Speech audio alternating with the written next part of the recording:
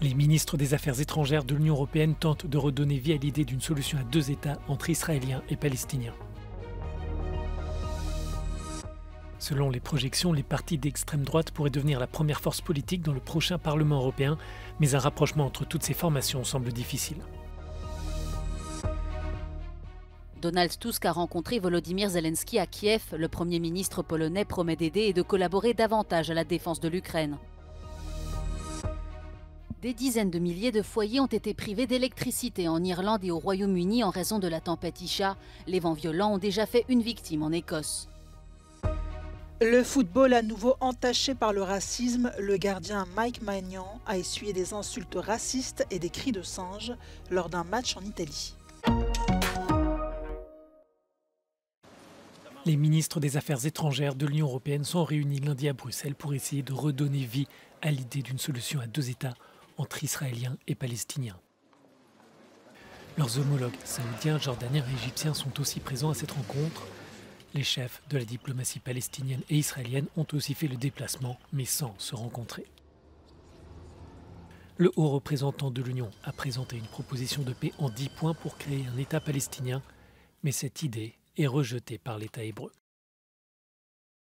They have to come here and they will discuss with us and we'll study which other solution they have in mind. Which are the other solutions they have in mind? To make all the Palestinians live? To kill of them? 25,000 already in Gaza. 70% are women and children. Certainly, the way you're trying to destroy Hamas is not the way they are doing, because they are seeding the hate for generations. La proposition prévoit que l'autorité palestinienne administre un futur État palestinien comprenant Gaza et la Cisjordanie. Interrogé par Euronews, le ministre palestinien des Affaires étrangères salue l'effort des 27, mais assure qu'Israël agira uniquement qu'en cas de sanctions. With all respect to Joseph Borrell, who is a good friend, I know him very well, and I believe that he has very kind of sincere thoughts, and he's doing his utmost in order really to see that justice will prevail and that such atrocities should come to an end. But if you cannot force Israel to comply, then Israel will never come on their own desire. And if you do not call the call and say the words, the right words, sanctions, then nothing will happen. Dans l'immédiat, Israël se concentre sur la libération des otages et la destruction du Hamas.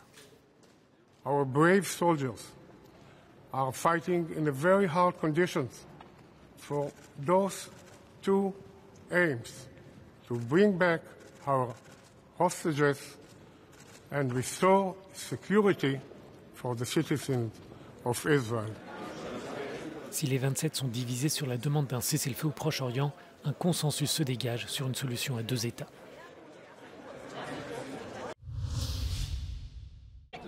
L'extrême droite progresse dans l'Union et le prochain Parlement européen pourrait devenir le plus à droite de l'histoire de l'institution. Selon les dernières projections, si les partis nationalistes parvenaient à se réunir, ils formeraient alors la première force politique dans l'hémicycle. Les populistes sont actuellement partagés en deux groupes, les conservateurs et réformistes européens, qui rassemblent Frères d'Italie au pouvoir à Rome, les Espagnols de Vox et le Parti droit et justice polonais.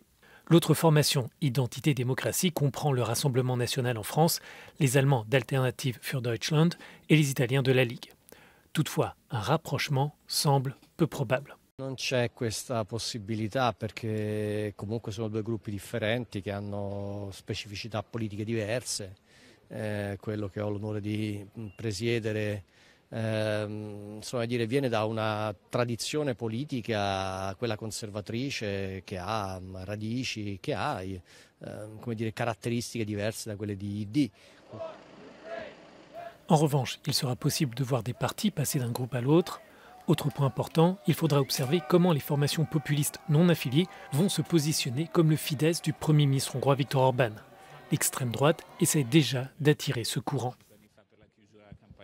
comunque il partito che esprime il governo di un paese dell'Unione Europea, quindi siamo ben disposti a lavorare con loro in questa ottica, cioè capendo che uniti siamo più forti nel portare avanti le nostre istanze. Si les sondages se confirment, l'extrême droite aura plus de poids pour influencer les décisions européennes. Mais selon certains analystes, cela pourrait aussi les pousser à assouplir leur position et leur discours souverainiste. They are Eurosceptic because they feel that they cannot influence the Brussels decision-making process. The moment they are part of the game, the part of the decision-making process, they become some of them, again, I'm not talking about all of them, but they become less Eurosceptic, and they want to be also seen as pro-European. In fact, many of them see themselves as pro-European, even though in Brussels they're not seen as such. L'extrême droite semble en position de pouvoir peser dans le prochain Parlement européen. L'un des enjeux sera de voir si ces formations sont prêtes à former des alliances politiques afin de pouvoir tirer davantage de ficelles.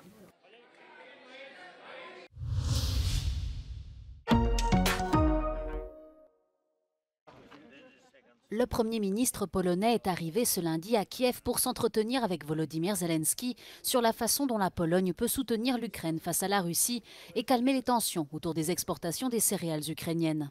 Il s'agit du premier déplacement du nouveau chef de gouvernement polonais dans le pays assiégé, une occasion pour Donald Tusk de rappeler le soutien de Varsovie à Kiev. Będziemy inwestować w firmy w Polsce i w Ukrainie, które będą produkowały, działały na rzecz zwiększenia naszych możliwości obronnych i Ukrainy, i Polski, i całej Europy. I będzie to także bardzo opłacalne biznesowo przedsięwzięcie dla obu stron. Après la réunion, Donald Tusk a rendu hommage aux soldats ukrainiens et assisté aux célébrations de la journée de l'unité qui marque l'indépendance du pays de son voisin russe. La Pologne est l'un des alliés européens les plus fidèles de l'Ukraine. Varsovie a ouvert ses frontières aux réfugiés ukrainiens et fournit aide militaire et humanitaire dès le début de la guerre. La tempête Isha a frappé le Royaume-Uni avec de fortes pluies et des vents violents qui ont entraîné de nombreuses perturbations sur les routes et des pannes de courant dans le nord du Royaume-Uni. De Manchester au nord de l'Écosse, près de 30 000 foyers sont privés d'électricité depuis plusieurs heures. De nombreux vols, trains et autres transports publics ont été annulés en raison des chutes d'arbres sur les voies et d'inondations. Des dégâts qui ont déjà fait une première victime. Un automobiliste de 84 ans est mort à la suite d'une collision avec un arbre à terre près d'Édimbourg dimanche soir. Sur l'île voisine d'Irlande, les vents de près de 150 km/h ont privé plus de 235 000 foyers et entreprises d'électricité lundi matin, en particulier dans le nord-ouest du pays, selon la télévision publique irlandaise RTE. Une centaine de bâtiments ont été endommagés. Les opérations de nettoyage et de déblaiement sont en cours. Le pays entier a été placé en alerte rouge.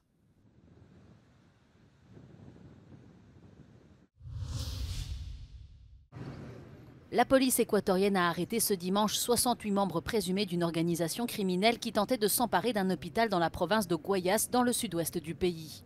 Selon les forces de l'ordre, le groupe souhaitait protéger un membre blessé de leur organisation qui avait été admis dans cet hôpital plus tôt dans la matinée.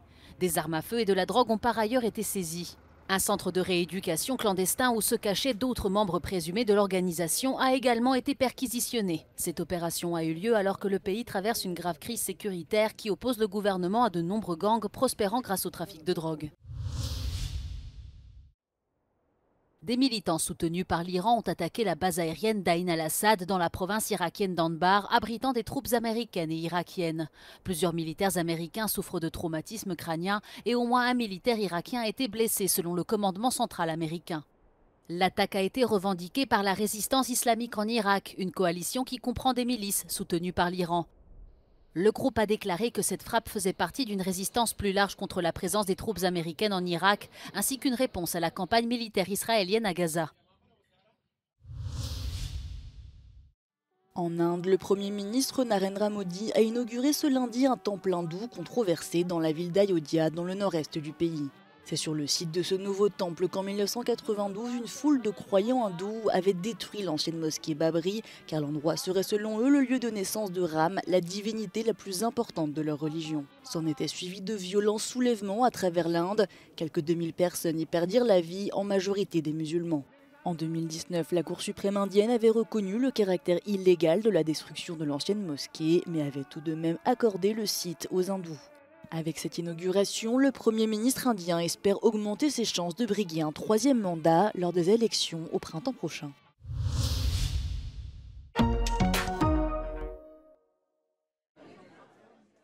C'est pendant la 21e journée de Série A, lors du match Udinese AC Milan, qui s'est déroulé le 20 janvier dans le stade d'Udine, dans le nord du pays, que le gardien international français de l'AC Milan, Mike Maignan, a essuyé des insultes racistes et des cris de singe de la part d'une partie des supporters de l'Udinese.